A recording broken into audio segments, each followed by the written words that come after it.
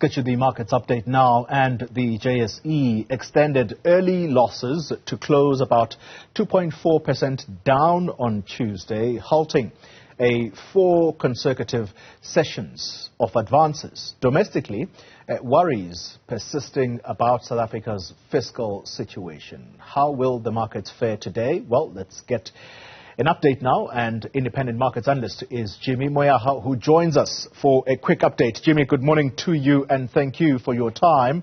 Let's start with that quick overview of how the local index is faring in early trade. Morning, Tole. Morning to the viewers. Overnight, U.S. markets were in the green, with the Nasdaq leading the charge, about just under 1% in the green there. Asian session has been quite interesting because that's been a bit of a mixed bag, with Sydney up about 1/3%, but Hong Kong down about 0.5%, and Tokyo down about 1/3%. On our side, we started off mildly in the red following the negative movements that you mentioned that we saw yesterday. We are slightly in the green on financials and industrials. Resources still not wanting to come to the party just yet. They're down about 1/3%, but the all share in the top 40 are pretty much flat to marginally down at this stage. We're hoping to see a recovery from yesterday's gloomy day. On the commodity side, the gold has come all the way back down to $1,967 an ounce. Oil, pleasingly, is at $81.68 a barrel, very far from that $90 a barrel that keeps us concerned and up at night. The rand is strengthening as well, slightly weaker against the dollar, but strengthening against the other majors, gaining about 0.5% against the pound at about 22 rand 50, gaining about 1/3% against the euro at 1960. But as I said, against the dollar, sitting marginally weaker, but sitting at 18 rand 35 against the dollar, so still below 18 rand 50 against the dollar, which is good news for us. We know that we could still realistically see a possibility of the rand testing 18 rand against the dollar. We've still got our own interest rate conversation coming up later this month, and all eyes are going to be on Fed Chair Jerome Powell later today as he speaks for the Fed. We expect that will give us a bit of guidance around where their mindset is sitting following the weaker jobs data that they saw last week. We know that data was always important for Jay Powell. He kept an eye on the average hourly rate and average hourly wage rate, and basically the strength of the labor force and the workforce, and that seems to have come in lower than expected off of Friday's numbers. So it'll be interesting to see what that does for their impressions of the U.S. economy, and whether or not it is indeed slowing down, and whether or not rates have indeed peaked. Yeah, let's quickly talk about Stats SA. Tomorrow, they're expected to publish data on mining and manufacturing production for the month of September. Your quick thoughts of what we're likely to see from that data in terms of the state of our economy? I think we're going to see softer data than expected. We've seen that commodities pricing has come under quite a bit of pressure as of late, and there's also things around logistical problems in the form of Transnet, which is such a big contributor in both those sectors. And I think we'll see data that points to potentially a slowing down in production. This is also largely due to the fact that if we look across at demand side of it, the demand side of it hasn't necessarily fueled much confidence or much demand and interest for the suppliers. So we're definitely going to see data that might not point to a stronger economy per se. We've seen, though, that in the last couple of data points that the manufacturing data has surprised to the upside, and that's what's given South Africa a lot of the GDP performance that we've seen year to date. So I am expecting that could still continue to be the case there, but I think the mining side of it might be a bit more sluggish than expected. All in all, we're hoping for positive data because that would point to a stronger economy and a somewhat recovering South Africa, if that is even a term that we can use at this stage. So we'll keep an eye on the data points there and see what they say. Let's quickly talk company news. Lesaka Technologies publishing results for the first quarter, which ended September 30th. Talk us through their numbers.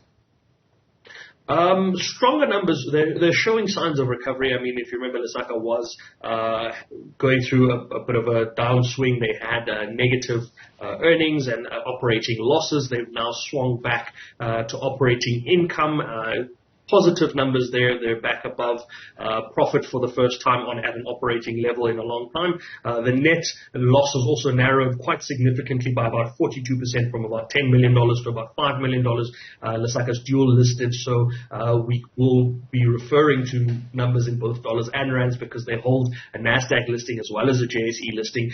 They do have significant cash reserves in their arsenal and in their war chest at the moment, and that's I think about $35 million. And of that, probably about 85% of that sits in South Africa, in about 500 million rand or so in South Africa. So the business is on the mend, doing slightly better than they were in previous quarters. What's interesting about the Lusaka update is that for the first time in a very long time, we're starting to see companies come back to giving guidance for the rest of the year. So they gave their quarterly update for Q1 and also what they forecast for Q2 and for the full year. We know that in light of elevated inflation and interest rate levels, companies sort of stopped giving out future guidance and prospects of what we can expect. And Lusaka seems to have come and given us an idea of what their full year outlook looks like, and they expect that they'll still be able to achieve that full year outlook. So very impressive on their part for being able to do that.